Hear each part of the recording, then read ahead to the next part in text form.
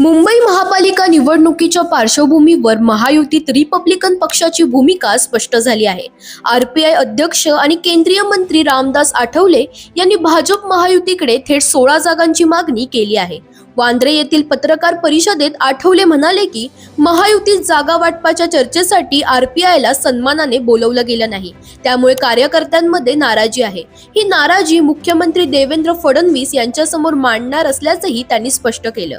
आरपीआयने महायुतीला 26 वॉर्डांची यादी दिली असून त्यापैकी किमान 16 जागा मिळाव्यात अशी ठाम भूमिका घेतली आहे। इतिहासाची दखल देत आठवले म्हणाले 1992 मध्ये मुंबईचा महापौर आरपीआयचा होता, तर 2017 मध्ये पुणे महापालिकेत भाजपच्या कमळ चिन्हावर लढत देत पक्षाचा उपमहापौर झाला होता। त्यामुळे यावेळी ही मुंबईत कमळावर लढण्याची तयारी असल्याचं त्यांनी स्पष्ट केलं। दरम्यान भाजप नेते प्रवीण दरेकर यांनी आठवले यांची भेट घेऊन आरपीआयला सन्मानजनक जागा दिल्या जातील असा शब्द दिला आहे। आता महायुतीत जागा वाटपावर नेमका काय तोडगा निघतो याकडे सगळ्यांचंच लक्ष लागलंय। दरम्यान तुम्हालाही अशाच पॉलिटिक्स रिलेटेड अपडेट्स हव्या असतील तर इंडिया लीडरला चॅनलला फॉलो करायला विसरू नका।